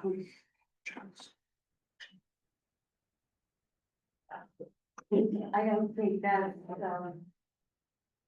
big consideration in this application because they will be having to put in a new large septic. And there may be the need to have it closer to the road, as it is on the plans we just saw, in order to allow for that to be, worked out. If we require them to move it, and then it turns out they don't have the right line area for a full septic, because they're not gonna be able to put in one of the ones on people that in the early days when the first houses went in, and some of them are still on lots so small, but they're very minimal. Yeah. And they have to be pumped very often. So rather than move that, when they like need the space, you wanna move it closer to the water, right? Is that what you said? Yeah, but it's still not gonna be within any limits on that I side. don't think That's the not a problem. I don't workshop, think the septic's a problem. yeah, no matter where you move it, Julie, I don't foresee the workshop impinging on the septic system. The septic system's gonna be where the old house was. Which is closer to the water than the building. Yeah, so if you look, I don't know if you can see it on this. No, I would just not make any restrictions to the approval of the application regarding that. Because we don't have parameters for where the septic is gonna. Well, we do. All that. That's on the plan. The septic system is essentially where the. Wait, so the plan, it's essentially where in the footprint of the old. This house is, being. this is the footprint of the house that they proposed to demolish in this, it's hard to see, but the proposal put the septic system right here. Where that house was. Okay. And eliminate septic system, that was for this house. And it's the existing septic system for this house and this house that they're gonna demolish are gonna be eliminated. Am I that correct? Can you remind me while you have that, was the paved driveway at 45, was that also slated to Yes. be removed, or stay the same? No, they're gonna, I can. No, they can't. But I can. You can. Okay, the driveway, they're going to replace it with a pervious surface. So the driveway At at 45. 45, which is where they're proposing to do the Workshop workshop. is going to be replaced with a pervious surface. So it wouldn't be such a, I don't wanna use the term hardship because that means something else in this, but it wouldn't be such an inconvenience to them to move that proposed workshop another 6.5 feet back if they're planning to. The proponents have agreed, the proponents have Right. acquiesced on that, so. Right. So I don't think that really, so I was saying, is it Joan? Yes. So then, therefore, I think that would be a reasonable thing to include in the, if the variance is. That's the one that's, in the board's problem, I'm not, I'm here to provide information. At the same time, I don't necessarily believe it required, because it is a reduction in.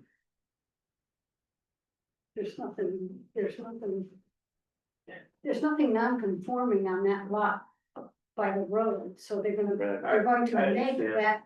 They're removing non-conformities on the side yards or lessening one and one goes away because they're joining the two lots. I But understand. then It they're creates- adding a non-conformity to the front So it creates a new or non-conformity. extending If you're treating the it as- existing one. If you're treating it as its own independent it's lot and, Not a huge deal. Separate. For not, and separate from 47. Okay, I think But it was- I'm it's my opinion. Yeah, I'm seeing things similar to Joan, because we're looking at, think about your typical residential lot, you have a house and a garage. And here we're talking about a lot that's going to have a house and a garage. And a garage. And then the workshop, so, yeah, so that's the trouble I'm having with this is really with regard to, you know, adding on that, what could be argued as a non-original. I did also agree with the addition of having it be a non-dwelling, classified as non-dwelling. Mhm. And you're talking about the, The workshop, the proposed workshop, yeah, this one, especially if they're not going to approve a bathroom in there anyway. yeah. So. Exactly, Yeah, that wouldn't get through zoning, but but that may not be our purview, maybe zoning. no, we do have the right to place some, and zoning would probably do their own too. Do all that, some conditions on it. Kathleen? I think it's fine where it is. I agree. I. Unless when they start moving things around, things might change then. Sometimes you come up with things that you didn't think were gonna happen. But I think it's okay the way it is. Well, I think strictly speaking, they can't really move things around once you guys Make a decision. make your Right. decision. Right. Okay. Well, the same way you wouldn't move your garage around in your own yard, right? Unless you had way more money or whatever. But, you know, once you get the stuff built, it's still. That's why we need to think into the future when we make these decisions. Alright, so, yeah, I guess what's sticking with me related to Joe is the addition of that workshop as. I said, what be considered a non-conforming that didn't have to exist. The addition of the house, nice growing family, that's a great thing. But there's already a garage there. Then adding that relatively large workshop is, that's what I'll have trouble. Well, it wasn't there, so right now there's nothing there, I guess. Correct. I don't have any problem with the way the layout is, because it leaves all this unimpeded area for septic area, and I suppose there's some room here, but it may not be able to be so close to the boundary. But I like it the way it's set up now, because there's this pretty uninterrupted piece of property with there's septic on. So why move a really small building, which is not a nice or where it is? Well, it's a question of keep the building as is, ask for it to be moved, or ask for it not to exist in the first place. I wouldn't do that, I would Okay. leave Well, it, those are the things we can yeah, do. no, So just I would just putting things out there for accept discussion. the fact that they have it where it is, it's not according to the neighbors and impeding the view of the lake. So I would just leave it, I would be going to approve the plan as it exists. Okay. Any further discussions? Does anyone want to make a motion in one direction? Well, yes. One, you have that, can you put that up on the screen? Mr. Gaspar did a motion for you earlier today. Based on the discussions that I heard tonight, I made some changes to it. It's about to go up on screen. Okay. And you'll see what I added to what he drafted is in red line, so you can quickly see what I added. And you are obviously, this is just to get you started. It is your decision. And I have it on screen, so I can make any changes you want. It just, you won't see it up there yet. I couldn't figure out how to connect my computer to that screen. All right, so I can see it and I can print it for you, but Yeah, I saw what Wayne gave us. so I added some language based on what I heard you saying. So let's see if it works, see if the technology works.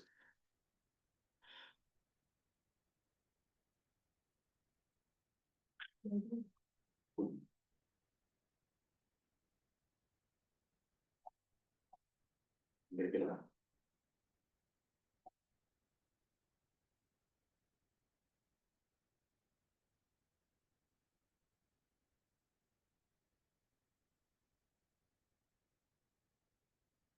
Great, there it is.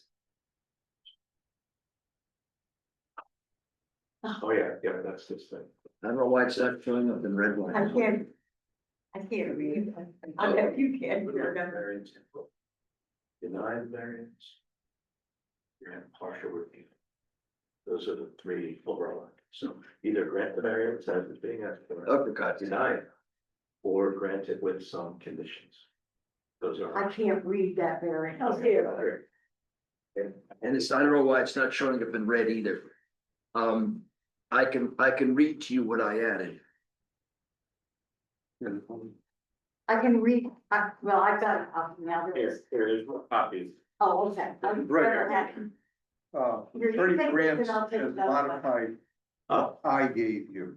okay. But I can read you what I added. You can decide whether it's. This is Okay. like what's. You have a copy? I can Yes, take that. it is up there on I screen. passed it to this. This is not, Oh, okay.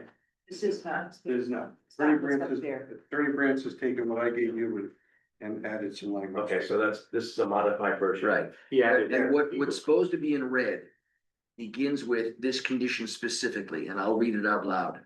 This condition specifically includes, but is not, so I'll read the prior sentence, which was already there. This variance is a condition upon compliance with the plans submitted in support of the application and any statements made by the application in its application materials or presentations to the board. And by the way, because of our recent case, that should be boilerplate in every variance that you grant, that sentence. This condition specifically includes, but is not limited to, the applicant's statement that there will be no occupancy, transient or otherwise, in the proposed workshop or any commercial activity. This variance is also conditioned upon there being no bathroom in the workshop building, but only a utility sink. Now, that last sentence is, I thought I heard a contest on that, but maybe not. That's something to consider. This does not have anything about moving the workshop to bring it across to 50 feet. That's something we can add if you want it added, but I don't know for now, because I heard division on that. Well, another option is just say no to the workshop, right? There's another option that is out there. We Yes. choose to go that direction. Okay. So I have another, maybe this, set of deliberations, I guess. Are we feeling comfortable that we can come to a decision tonight? Because another thing I saw in one of Wade's things is that we can, if we don't feel that we can make a decision, push it on. But do we? Is that also an option, or do we think we can come to a decision? The only thing is make sure if you push it off that you have the same 5 members for the next meeting. And we will be Otherwise, you meeting, only have 4. and you will be meeting in December. If I could comment to that, I think during the first, we're calling this the regular meeting, so I'll call that the irregular meeting. I think my question directed toward Attorney Brantz regarding, you know, if this is denied, like, can it be contested and X, Y, Z? I think I was only asking that on the basis that I just didn't know process. You and I have a But, yeah, regular members. yeah, but I mean, based on the presentation and, I mean, yeah, I get that. We're just kind of hearing about these past precedent cases like tonight. But it sounds like the court in Connecticut would uphold those variances being allowed. And Attorney Brent said, yeah, I could win for you guys if I needed to, but I don't think that that's a reason to deny it. Right. Yeah, I said either way, Yeah. approve or deny. Yeah, but I don't think that that's a reason to deny it, and based off of what I've heard. And seeing in the plans, and just thinking in a neighborly sense, and also driving by that property and knowing it, I'd be inclined to approve it. With certain, okay. So I would, is it too soon to make a motion? I would make a motion to approve the house addition and the workshop, but Attorney Brance's wording on the no dwelling in the workshop, and I would like to require the new workshop be 50 feet from the center line of the road to comply with that. That would be my motion, if anybody wants to second that. I would, can I add to that as well, that I think if it's a non-dwelling structure, I don't think it's so important to condition it based on the fact that there's no bathroom there. If they can place a bathroom there out of convenience and it's tied into the modern updated septic, I don't think that that needs to be a condition of granting variance, but more so to not be used as a dwelling for transient, you know, you don't. Yeah. I think more so, so I'm not so concerned about if they can get approved for a bath, and I don't know how that works, but if they can get approved for a bathroom, I wouldn't say no bathroom, I would predicate it more on Can't be twelve. can't be a dwelling. Is that a consensus that we should take that out? Well, there's no dwelling, no commercial, wouldn't commercial already be, it's not in the zoning laws for the lake? Well, this problem is this building would exceed the size for a home occupation if it were to be used for a home occupation. Okay. So, but before this hearing, long before this hearing opened, I asked Attorney Reiser, are you seeking a variance from the size of a home occupation? The answer is no, we are not, because this is not a home occupation. And she's reiterated that tonight. Mhm. So should is your thought I should take out about the no bathroom? Is that? That doesn't concern me as much as Yeah, the me no neither. dwelling. I just wanna make sure it's not a That dwelling, I've seems got. like it goes against a whole bunch of rules. That makes sense. So I'm just gonna read that last sentence, the language, the way I've got it now, and it's not on screen, because again, they're not connected. This condition specifically includes, but does not limit it to, the applicant's statement that there will be no occupancy, transient or otherwise, in the proposed workshop, or any commercial activity. This approval is also conditioned on the workshop complying with the 50-foot setback from the street. And I don't know if you're together on that one, but that's. Yes, all right. Well, I would like my motion to include. Oh, if it's your Okay, that's all right, so that's why I put it in there. Okay, so people can vote it down. And that motion is in agreeing to also the addition and the workshop, so that's like the whole. I have it as proposed, except as modified. Okay, okay. I would second that motion. So it's on the table. Yeah, I would like to discuss a little bit, I also like the idea of, I think it should be an Andover's zoning laws, but it's not like, but that the applicant voluntarily asked for permeable pavement. I think that's a beautiful thing wherever there's water nearby. So I would like to, The plan shows that.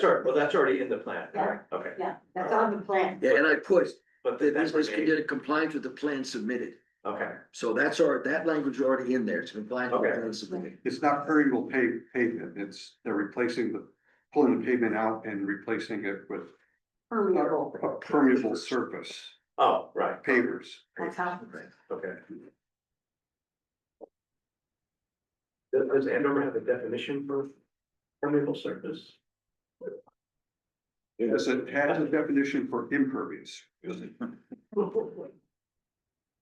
I know coastal towns are doing a lot I of mean, this stuff. Brook surface is permeable. Well, they also make concrete that's more porous than regular concrete. When they stamp it and it's solid and water can't get through it. No, they it's make not- concrete that water can get through, but which is not, we don't need to go down that road here. Okay, They're doing a lot of that stuff in coastal areas. okay. I didn't know that. That's my job. is to- So there's a motion on the table. So would you like to, so So I So, made that. I think I attorney, made that. will you just read the motion for us one more time to make sure we all have it straight? Yep, and I am sending it to, Rena also to start trying. Send it to me too, I think I can put it on the You screen. can, oh, okay, all right, hang on. Yeah, I was like, I have my email right open, so. Oh, okay, oh, all right. It makes something actually try. CC, Rain.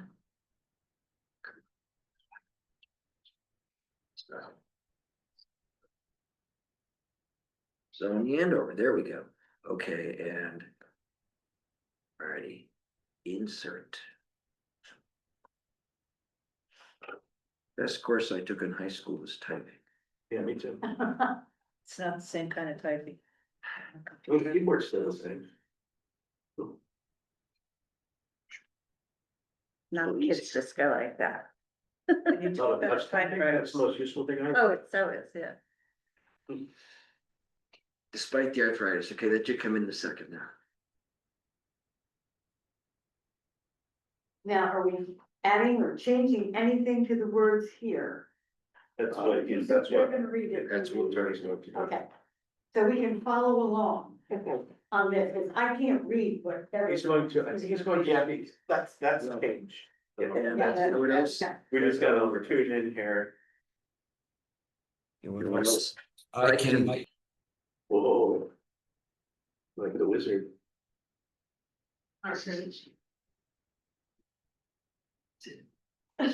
Wait, There we go. so this. Oh, no, that goes to the house. Wait, this is what we Yeah. have to view. Sorry. The red is what is the Okay. red line is what. you- Let me share the screen. Oh, you got it? Oh, you're on, Jim. I thought Jim was on here. Yes. So I was like, "Ah, Jim." I'm Transient or otherwise in the proposed workshop, that's what you were saying. Right, yeah, any commercial activity, yes, is also conditional on the workshop complying with the 50-foot setback on the street. From the road center line, correct? Road center line, yeah, I should say. Yeah. Actually, your regulation is. There. It's On here. Is there some? Street. That's from the 50. We need to, they would say. They use center line. Yeah, oh, it's even red on there, okay. Yeah, I got it. That's far. I don't know. Oh, here. And I just changed this to the center. Yeah, I need more. You're gonna be fine. Yeah. Yeah, you can move it. Yeah, instead of. Yeah. And then you can know it's not. That's a hardship in right, because There how do you move the building? You don't, it's not there yet, there's building your builders. Okay, then I'll support it. I I see where you're coming from. Yeah, I thought you were making them move. No, I just wanted them to. I got it. I got it. I just need new eyes. Okay, anybody else need to read this? It's up on the screen as big as I can make it. Yeah, I understand that, but. I mean, watch it. It doesn't say center line up there, that's what I got I did here. Yeah. Okay, I'll yeah, read that's what the here. town, That's it. town rules are relative to center. So, do we take it now? I think I made the motion. I seconded and we're discussing and reading it again. Okay, does anyone have anything to say about that? I'm ready to call a question.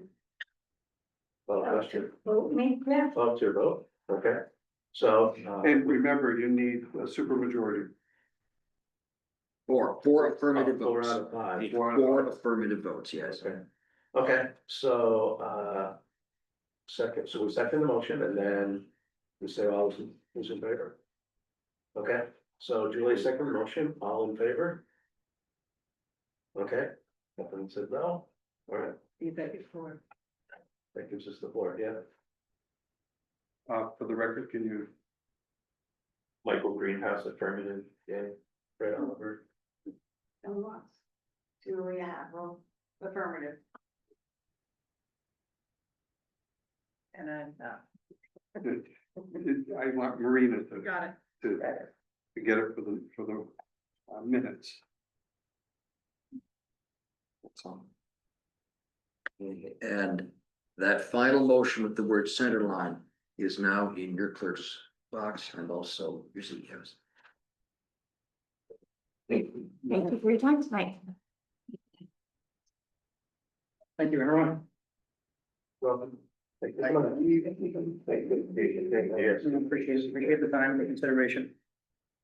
Congratulations, guys. Good luck. Thank you. Looking for a zoning permit or wetlands application. Oh, yeah, we know at the beginning, we know. minutes.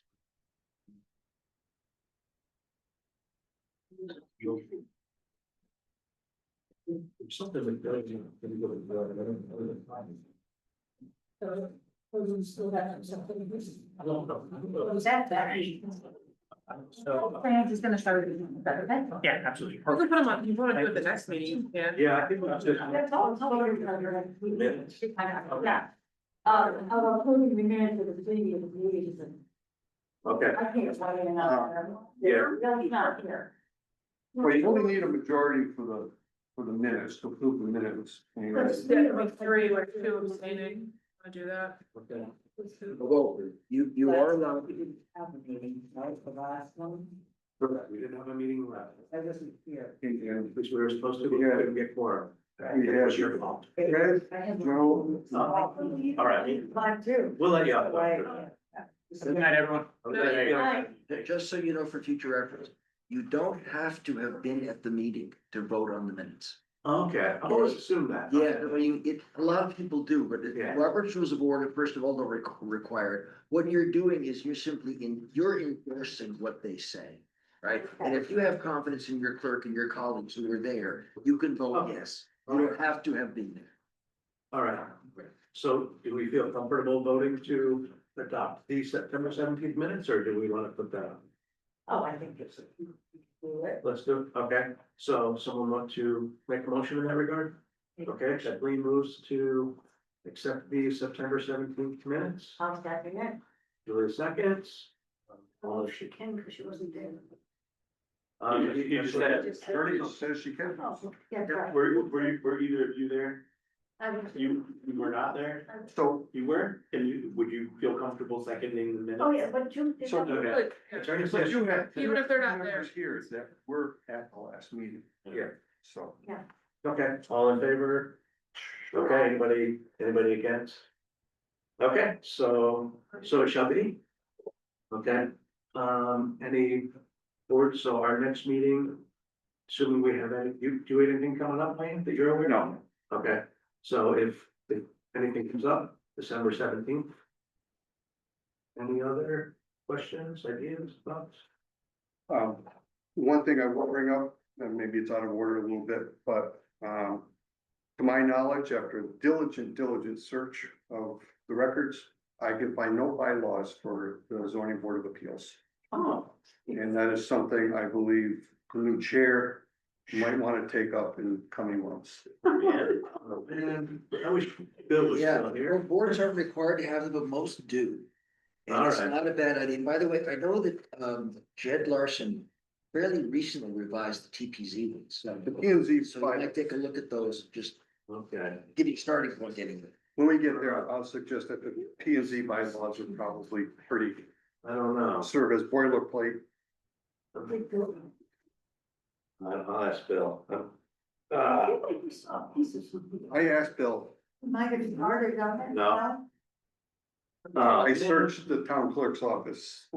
That's why he's not here. He doesn't want to deal with this. Well, a lot Thanks, of Bill. boards don't have, them, so don't feel alone. Is it a law or No. a recommendation? No, it's just, it's not a requirement, it's a good, it's not a bad idea. Do you know of any neighboring towns who have published theirs? Yes. Okay, Yes. okay, so we can, Yeah, you're not gonna reinvent the wheel. okay, There's lots of samples you can use. all right. All right. So, anyone want to move to adjourn? I'll move to adjourn. I'll second. Yeah. We made a good choice. We're really. Thank you, guys. You did well, new members and, Yeah. Tough. and it's, and I Thanks for doing it. threw you right to the frying pan with this one. Yeah.